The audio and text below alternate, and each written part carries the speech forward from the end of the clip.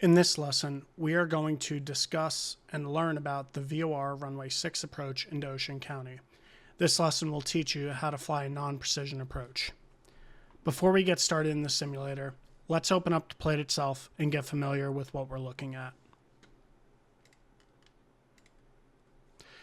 As you can see here, I have a Jepson Plate open for the VOR Runway 6 approach.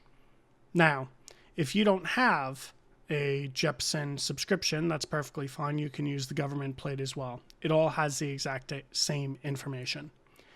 So as we take a look here at this Jepson plate, we can see that the VOR frequency is coil Charlie Yankee November on 113.4. The final approach course is 054. You can see that indicated here as well on the map view. The VOR is the final approach fix. You're supposed to cross that at 2000. On Jepson Plate, you can also look for the Maltese cross on a non-precision approach to indicate the final approach fix. The MDA, which is conditional, meaning there are conditions in which your MDA can change, is 540.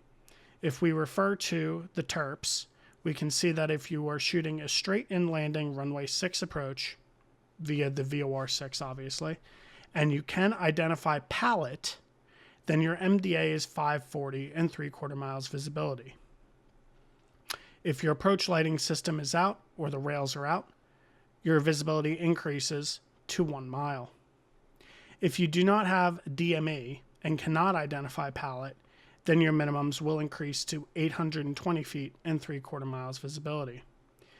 You'll notice that categories A and B visibilities change if the lighting system is out of service. In this case, when you're in a Cessna 172, you are a Category A aircraft. As part of a VOR approach, very commonly, you will find a timetable. On a government plate, it's at the bottom right-hand corner of the plate. In this case, you're going to see ground speed in knots, which is your approach speed. Typically, a Cessna 172 is 90 knots. So you will see that 90 knots, you have a descent angle of 2.80 degrees, which is 446 feet per minute, will give you a 5-minute and 48-second approach, which is known as missed approach point at 8.7 DME, or the VOR to the missed approach point. You can see here on Jepson Plate, they make it very clear with an M where your missed approach is on a non-precision approach. You can see there'll be PAPIs and a Mauser, a medium intensity approach lighting system with runway alignment lights. And then you will see your missed approach is straight ahead 2,500 on the 054 radial of coil to pick the intersection and hold. That's also depicted here. Now, a very important question is, I don't have a DME receiver in my aircraft. Am I legally allowed to use my GPS as DME? And I'm glad you asked that question. You can, in fact, use your GPS as a DME readout. And you can find out more about why you can do that by looking up the Advisory Circular 90-108. And that advisory circular is known as the Use of Suitable Area Navigation RNAV Systems on Conventional Routes and Procedures. That document highlights when RNAV equipment, such as a GPS or a WASP receiver, is able to be used in lieu of older technology, such as a DME readout, or in lieu of using an ADF for NDB approaches. Now that we've discussed this plate a little bit, let's go into the simulator. Okay, so now that we're in the simulator, you can see that we're tracking to the coil VOR. Now, the first thing we need to note is this is a standard 6-pack. Your aircraft, you may have a G1000 suite, you may have G5s, you may have an Aspen, you may have insert avionics package here. However, when it comes to shooting a VOR approach, it's all the same exact rules. You have to use the raw data off of the VOR to shoot a VOR approach. A GPS final approach course is not acceptable for shooting a VOR approach. You must be looking at the raw data from the VOR to be acceptable to shoot the approach. So, if the VOR is out of service or NOTAMed out of service, you cannot legally shoot a VOR approach, even though your GPS on board may be able to load a procedure. Now, you can see that we're in the cone of confusion here. The flag is about to flip to from as we pass overhead the station. As soon as we see that from flag flip, we are going to turn outbound in the hold on the protected side. The wind is strong out of the northwest today, so we'll do a 310 heading and start our timer. Do not forget to start your timer on the outbound leg of the hold. If you don't do that, you can't properly time your inbound leg of 1 minute. Now, as we're outbound here, we're automatically tuning the inbound course of the hold, which is 080. We're going to continue outbound here, and we're going to reference our ground speed to see what our calculation is going to be for this. In this case, we did have a little bit of a tailwind. It was 105, and we were indicating about 100. So we had about a 5-knot tailwind. In that case, we're going to use the rule of 1 knot, 1 second. So we're going to time it for 55 seconds outbound and see if that gives us 1 minute inbound. So we have about 5 seconds to go. Once that hits 55 seconds, we're going to begin the left turn inbound. So there's 55, and we start our left turn inbound. Now, with a VOR approach, as we discussed earlier, the final approach fix is the VOR. So we have to be configured and ready to go by the VOR. In a Cessna 172, that means flaps 10, 90 knots. We'll do that once we're about a mile out from the VOR.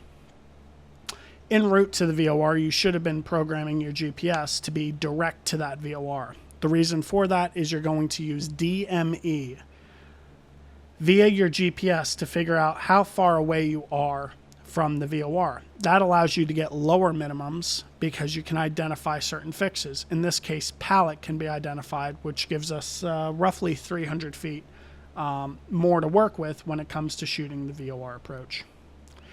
As we're turning in here, we can see that we are about to intercept the course here, and the needle is slowly but surely moving in, and you'll start seeing it center as we're getting closer to the final approach course.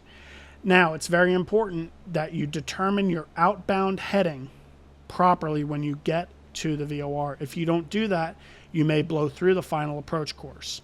So make sure you understand where the wind's coming from that day. As you can see here, we are now established on the inbound radial, and we start our timer.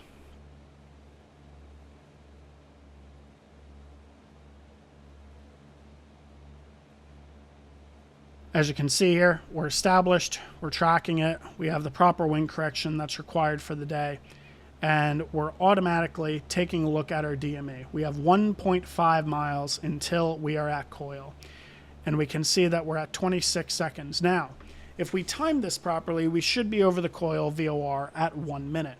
You can see here that that Maltese cross indicates coil is the final approach fix, as we discussed before, so we must be configured by the time we're at coil.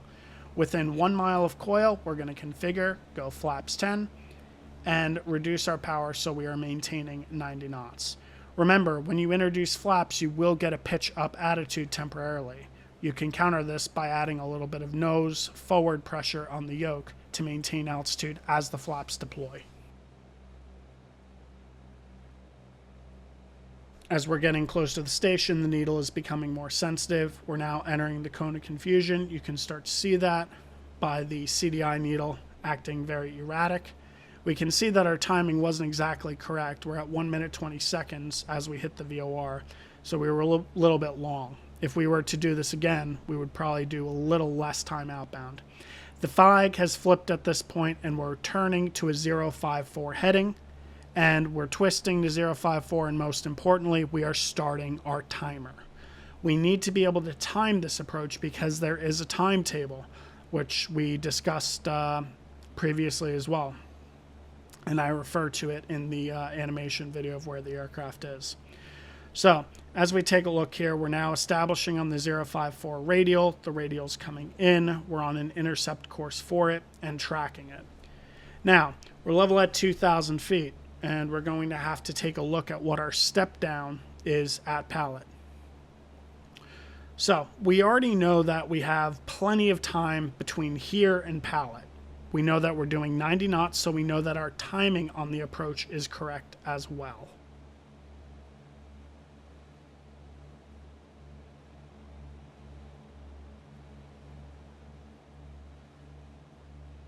You can see we're still in IMC, and we can see that between the VOR and pallet, we have 6.4 miles to go, and our step down is 820.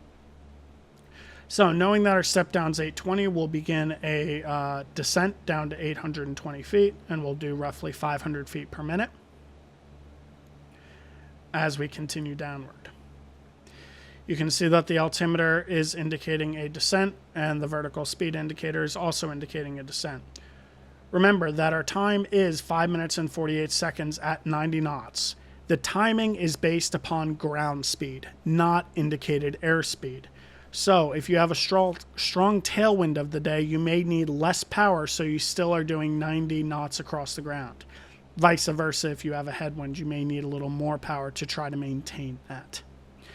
As we continue descending here, we're maintaining our course because a VOR only gives you lateral guidance. You have step downs for the entire approach.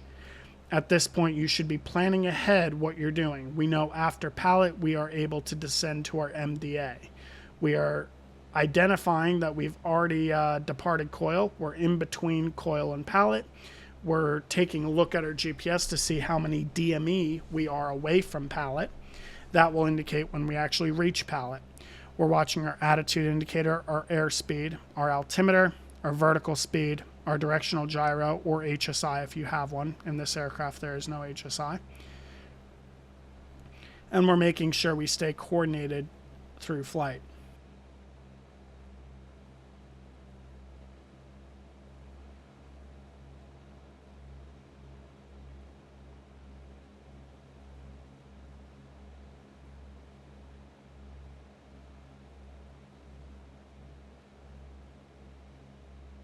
We can see here that we're starting to break out of this overcast deck, but we do not have the airport in sight just yet. We just hit 3 minutes on the approach, which leaves us 2 minutes and 48 seconds, I believe, left on the approach. We are 5.1 DME from coil, which means we are approaching pallet.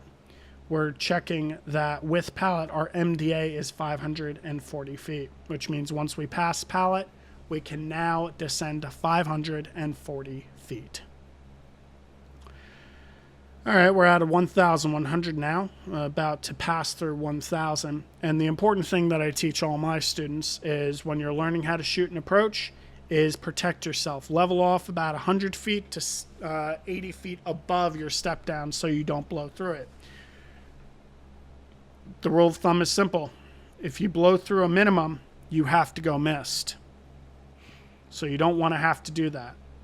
These step down minimums are protecting you from obstacles and other things that you could run into. So we're at 900 feet and we're passing over pallet at this point, which means we are slightly above where we should be, 820, that's perfectly fine. We now take a look, 540 is our next step down. We're going to continue the descent down and we're looking at our timer. It's currently 4 minutes and 15 seconds. And we are still on the approach here. We look outside, obviously there's Ocean County, everything's good and fine, but we're going to continue shooting this approach, referring to our timer of 4 minutes and 27 seconds as we continue our descent. We have DME, which is much more accurate, obviously, because your time will vary based upon your ground speed. If your ground speed speeds up for 5 seconds, your time's going to be off. So DME is super helpful because we know the missed approach point at runway 6 is 8.7 DME from coil. So we're going to continue down here. We are at 640 feet. So we have about 100 feet to minimums or so. And we're going to make sure we protect ourselves, and we'll probably stop about 20 to 40 feet above minimums at this point, just to protect ourselves from not busting through it. So we stop there at 560. We're on a short final for runway 6 at Ocean County. We obviously have the runway in sight at this point. It's 5 minutes and 15 seconds. We were looking for 548. We are 8.4, now 8.5 DME from coil. We are approaching the missed approach point at this point. 8.6 and 8.7, that's the missed approach point. And we are slightly ahead of time at 5 minutes and 30 seconds. We have now decided, oh no, I do not see the airport. I am going to start my missed approach at this point. You would take over from the autopilot. Obviously, if you were shooting the autopilot approach, you would take over manually and fly it. In this example, I'm just doing it for the simplicity of the actual approach itself. At this point, we'll track the 054 radial outbound to Picky, and we will hold as published. That is how you shoot the VOR Runway 6 approach into Ocean County.